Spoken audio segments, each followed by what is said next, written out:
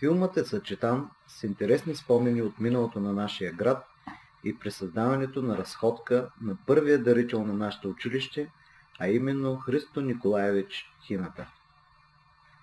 Едни от най-интересните спомени за началото на нашето училище прочетох спомените на доктор Бозвелиев, чийто звучен език провокира у мен желанието да изоставя строгия исторически тон и да ви въведа в първата сграда на училището ни, като ви запозная с прочутия тогава даскал Тачо Манга. Доктор Бозвелиев набързо ни изкачва по няколкото дървени стълби, чрез които се влизало в голямата класна стая, наречена дивана. Там даскала седял върху дървена катедра, приличаща по-скоро на съндък, и затвърждавал знанията на учениците с двуметрова пръчка. Ученическият фолклор от онова време твърди, че даскал Тачо обичал да си попушва лула по време на час и за да го избавят от вредния му навик с дълбока грижа за неговото здраве, обучаемите веднъж вместо с тютюн натъпкали лулата му с барут.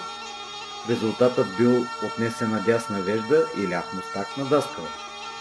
Всичко това нямало да се случи, ако през 1836 година през града ни не минал някой си архистатки и бей и виждайки църквата Света Богородица, попитал: "Църквата ви е великолепна, а къде ви е училището?"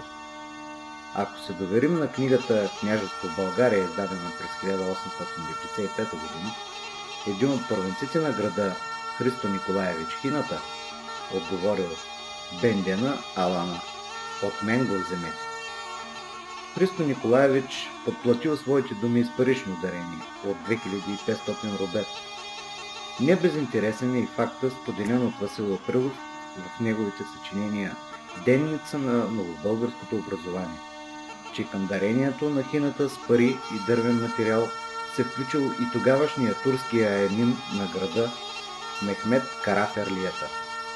Споменавам това, защото това не било често срещано явление в онази епоха. Но кой всъщност е Христо Николаевич?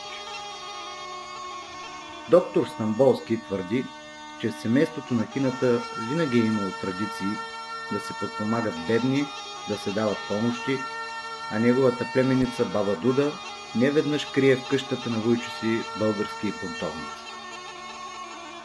Първият учител, назначен да обучава, се казва отец Аверки, ни го описва така: "Христо Николаевич беше висок, сух човек, с дълга шия и никога не жалеш средства за науката." Споменатият вече Васил Априлов ни оставя спомен за една много ерудирана за времето си личност.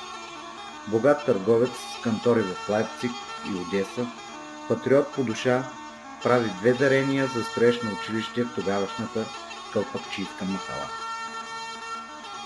Скицата за строеж на училището била направена от самият Неофит Рилски. Тук за първи път в града ни се поставя традицията за честване празника на Кирил и Методий.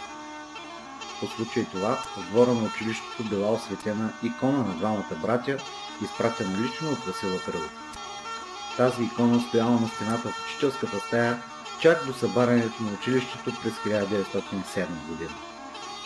Други сведения твърдят, че първият човек на кълпакчийската махала, Чорбаджи Груило, заповядал, ако свещеник заправи да отслужи 11 май, да му бъде постригана брадата.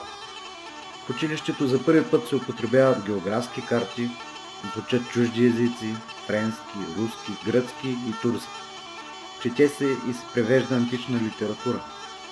Въвеждат се часове по счетоводство и се тъкнат търговски тефтери.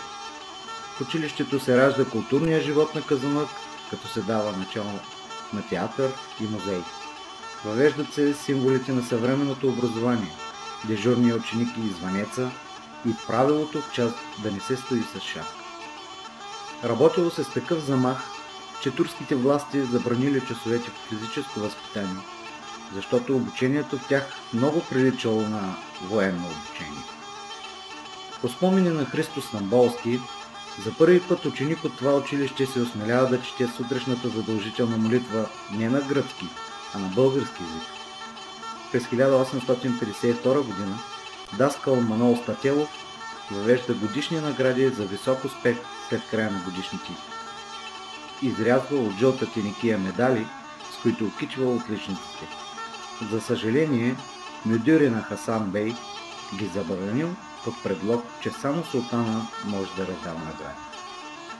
Данните за образа на хината и на първото училище в Казанлък са оскъдни, но се надявам с този филм и тези обобщени спомени да ни дадат малко по-ясна представа за тях.